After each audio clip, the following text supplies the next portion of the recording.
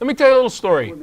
Let me tell you a little story from Richard Rohrbaugh. Richard Rohrbaugh spent 30 years in occupied Palestine working with Middle Eastern people and doing work. He did some archaeology, a lot of it actually, but his main thing was peasant life in the Middle East.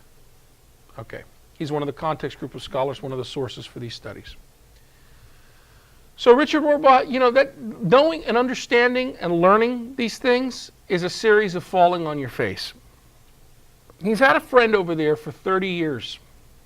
I forget the name of the friend, but he's actually a wealthy man, or at least was, in occupied Palestine and Israel. And this man is very close with him. They've eaten dinner many times, many times. Okay, so in fact, this wealthy Palestinian man invited Richard Rohrbaugh and his wife over to a very expensive, had a feast thrown for him in his honor. So Richard Rohrbaugh thought, you know, I should do something. I should do something in return for him, right? Because that's how we Americans do it, right?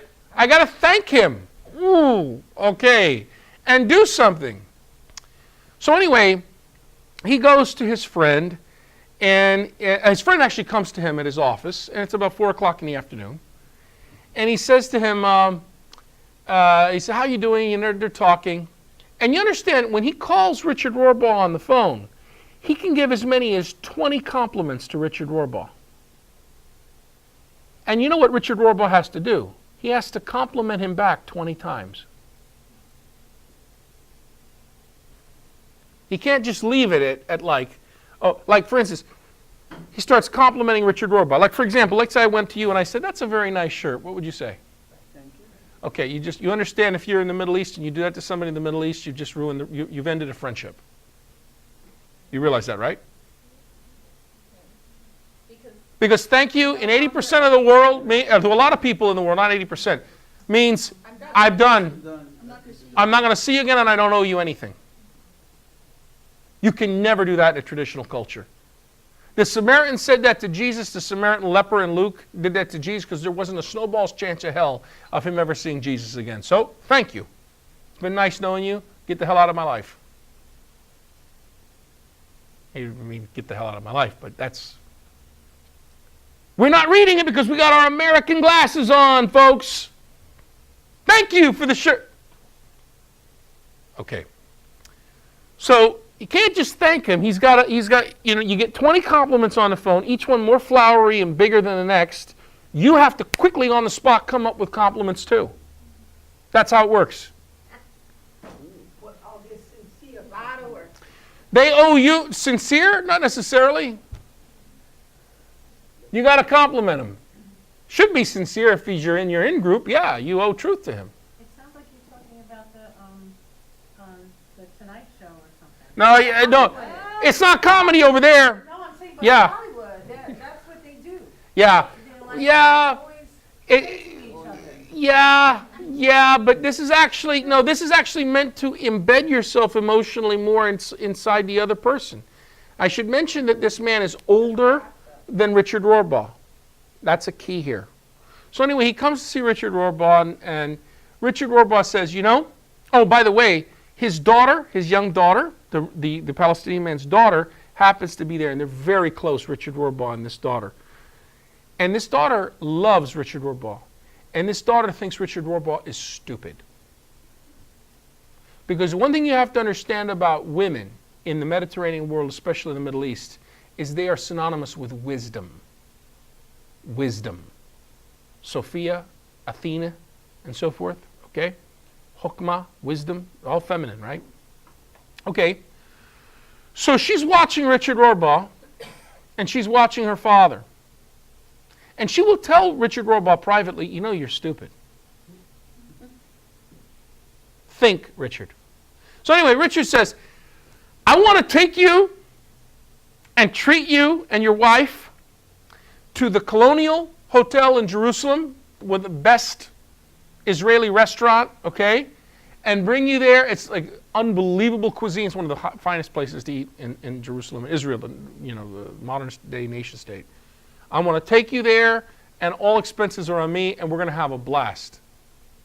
As soon as he heard that, his friend, who'd already been friends with him for about a decade at the time, furiously glares at him and walks right out of the room, storms out of the room.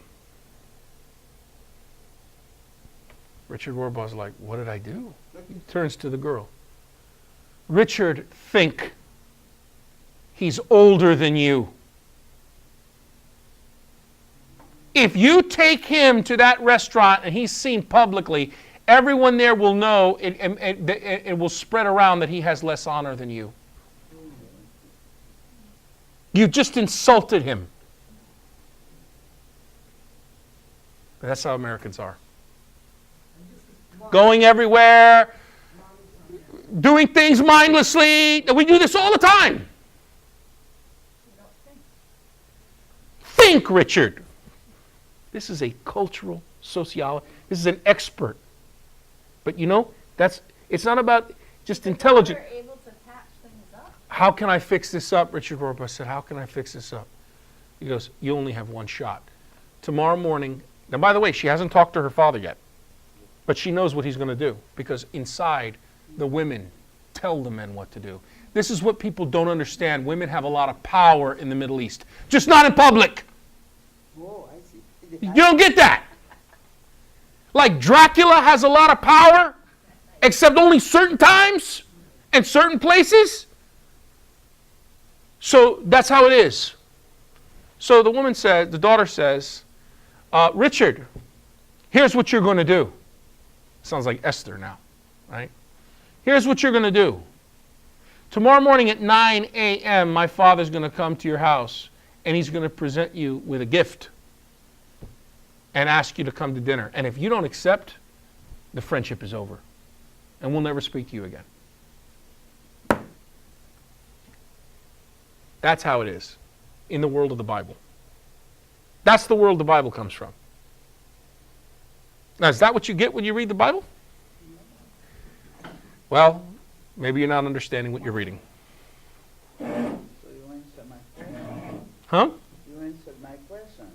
How did I answer it? When the mother told him, Yeah. you have no wine, that's all she said. Exactly. She's the That's intelligence. not an order. What does a male do? A male reacts and does things in the Middle East. That's what a male does. She's expecting him to do that. What she's not expecting him to do in this Johannine story is turn around and say, woman, what has this to do with you and me? My hour has not yet come. But amazingly, to that rebuke, she then turns around and says, do whatever he tells you. And he still performs. Yeah. Yeah. Amazing. Anyone else?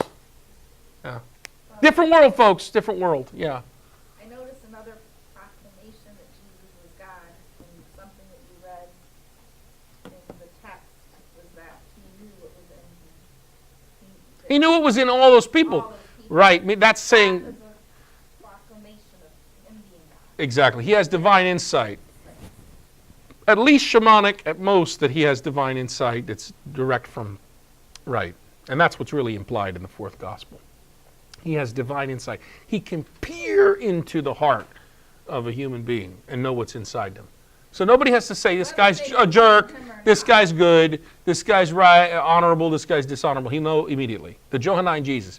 Does that sound like the synoptic Jesus?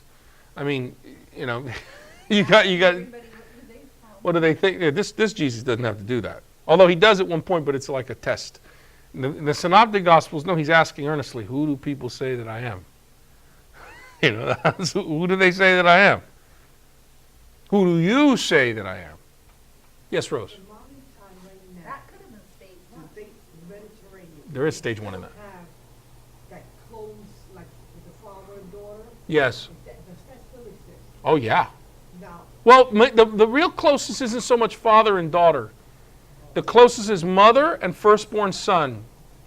And then the second is brother and sister. And we'll see in a Who are moment. the males closest to? Their mother, and then it's rivaled only by their sister. The weakest link is between husbands and wives because they're arranged. That's the weakest emotional link in the Middle East. if I was to travel to the Mediterranean, Right. Remember that next time you watch Aladdin. A whole new world. Yeah. if Yeah. I would have to behave a certain way not to be looked upon like, oh, we know where she's from. When in Rome. If you're over in the United States, you behave fine, like a United States person. But when you travel abroad, please learn a little bit about where you are and be respectful. Yeah, that's very well earned by us. Extremely well earned by us. We're allowed, right? Just like children children males, young males who do not have ever encountered death.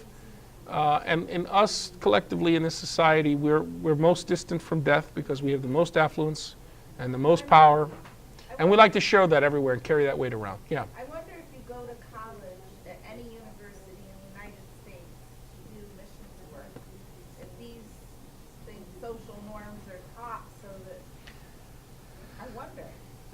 Very select places.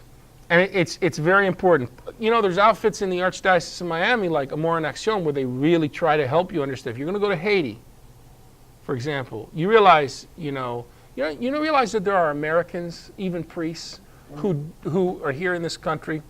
Our Haitian brothers and sisters don't like to give eye contact. That's a cultural thing that they have. Oh, I don't like somebody who doesn't give me eye contact. I feel disrespected. You look me in the eye. Excuse me? This is not your culture. Respect that person's culture, man. Honor that. Do you understand that there's different people who have been shaped differently in how they perceive things and interpret things by culture? Amor en Acción, God bless them, will go into detailing these things if you're going to go do a Haitian mission trip or if you're going to do a Dominican trip, the sensitivities that you have to exist there. If you're going to Dominica, anywhere on that island, and the pain that whole the groups of people have experienced there. And how patronizing we can be when we go and give charity to people or try to do justice work. Do you realize that? How patronizing we can be sometimes. Liberals and conservatives over here. Okay? Very little humility. So to answer your question, Mary, not so much. But again, if we're on the winning side and the top, why should we have to? They have to come to us, right? I thought we were Christian, though, taking on the image and likeness of Christ and walking like Him. And that means making ourselves available to the other and actively listening and being present for the other. Yeah. All right, let's continue. Hey, thanks for watching. Just continue the playlist for the next part of the study. If you have further questions, this is good. They will get addressed, so keep watching. If you found value, please subscribe, like, and share. As always, questions, comments, and criticisms are most welcome. God bless you.